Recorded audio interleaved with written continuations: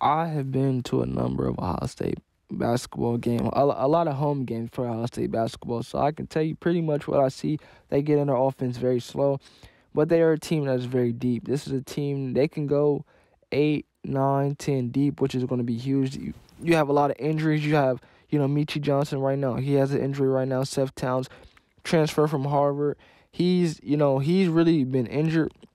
Maybe we'll see him come back. Malachi Branham has stepped up. EJ Liddell is playing like an NBA player. Will he be a first-round pick, second-round pick? I don't know. He's one of the best scorers in the Big Ten. Zach Key's a terrific big. You have Justin Arms. If he could ever, actually make a three-point shot, that would be very helpful if he can ever do that. But he's a tremendous shooter. Kyle Young, a veteran on the team. You got Jamari Wheeler. You have, different transfers. You have the big transfer down low who can post you up. This is a team that has everything, and this is a team that is better than last year's team. Now, last year's team was a 2 seed, and they ended up losing somehow to Oral Roberts. I had no idea where Oral Roberts was. I mean, are you kidding me? I remember being in class while they were that's the crazy thing. They were playing the tournament game. We had to go to class, which was wild. But they were playing Oral Roberts, and they ended up losing. How do you lose to Oral Roberts? That's the only thing about NCAA tournament is you're one and done, so you don't have that leeway, and we're not so heavily dependent on Dwayne Washington, an undersized shooting guard. Well, I won't say undersized. He has okay height for shooting guard, but Dwayne Washington was a guy who obviously could shoot the ball. He could put the ball on the floor. He was a guy that can get you points, and I won't say he held everybody back, but he was a guy, that he was very aggressive, and you have potentially a lot. You have a lot, not potentially, but you have a lot of guys back on this team. A lot of them are more better. They have different roles. EJ is stepping up. As Malachi, Columbus kid, stepping up, playing at a great level. Obviously, people point to him going to St. Vincent State Mary's for his senior year, but he's from Columbus. He's going to have to continue to play well. If you could continuously get 15 points out of Malachi consistently, the Nebraska game was a game changer. He's been playing terrific, outstanding, double-digit scoring, I believe, almost every game except one. EJ Liddell, if he can obviously get you 20, that's 35 right there. And just you have everybody chip in. Just Arms, please hit maybe 2 threes, because he does not shoot twos. Every time he touches it, he's either shooting a three or passing it. Shooting a three. That's the game of basketball today. This man has rarely taken an inside shot. I don't think I've ever seen him make a layup. He just shoots a three. He does not look to pass. But, if he can get hot one game, that's all it takes. Is him getting hot in the NCAA tournament, it's going to be great. Now, obviously, Ohio State made a tremendous run. They made a tremendous run in the Big Ten tournament last year, and then wet the bed against Oral Roberts. He's terrific. Now, where Ohio State stacks up in the Big Ten, they're one of the best teams. But the thing right now about these guys who love TikTok, man, is that they need to win the Ohio State. They are very famous for the TikTok dances, especially Jimmy Soto's. He could, obviously with Michi Benow, we'll see if he gets some not dances. We'll see if he can get some time, man. But they are very famous off the floor. But I think the focus has to be on the road. It's really, I don't understand why they can't win a road game. They lost to Indiana. They was going to the wire with Nebraska. They lost to Wisconsin on the road. We'll see. But you gotta give them credit, man. Relating, they're growing their audience. These guys are like superstars, man. Not just on campus, but everywhere. TikTok can really do that for you. Any social media app, but I think Ohio State, a lot of basketball teams, they have pretty much mastered that app. They have mastered that app, and you have to give them credit for that. NIL.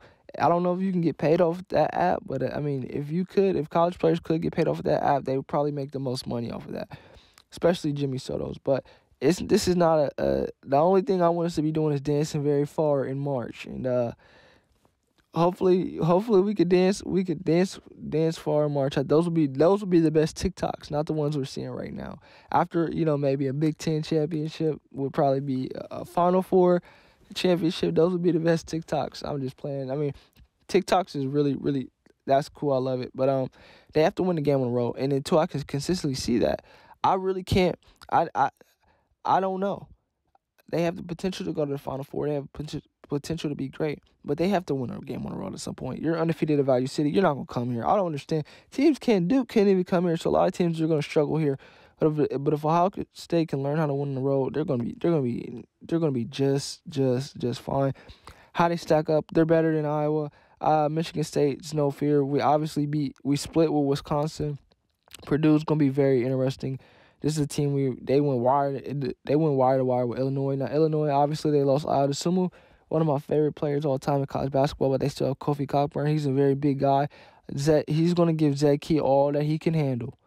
He's gonna give Zed Key all that he can handle. Zed Key is a terrific undersized, he's like 6'8", terrific.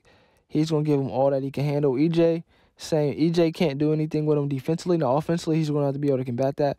This is an Illinois team that has a lot of people back. Even though they lost Io, I still give the edge to Ohio State. There's not the only team that could potentially give Ohio State problems in the Big Ten are road games and Purdue. I think we can. Purdue is one thing. We have to really fix winning on the road. We just have to get it done. Someone's going to have to step up. I don't understand. They play terrific at home. They go on the road. They're not what they are. They have to be a lot better. And I think that's my biggest concern is how they play on the road and just the continuity. Obviously, there was a stoppage. Like, for 22 days, they didn't play any basketball. So I'll give them a break for that. Obviously, with different stuff going on in the program, 22 days, they stopped, no basketball. You have different injuries, which is also tough. But when I look at the landscape of college basketball, we look at Gonzaga, we look at Baylor. Baylor just lost to Oklahoma State. I mean, come on, man. So it's a lot of teams have been getting upset. I think Ohio State matches up really well with a lot of teams. The only team that is a sleeper team that I told everybody, that I was telling everyone about, was Auburn. They have two guards that can penetrate, get to the basket at any time they want. Two guards, that's what you need in college basketball. Michi Johnson, he can get his own shot.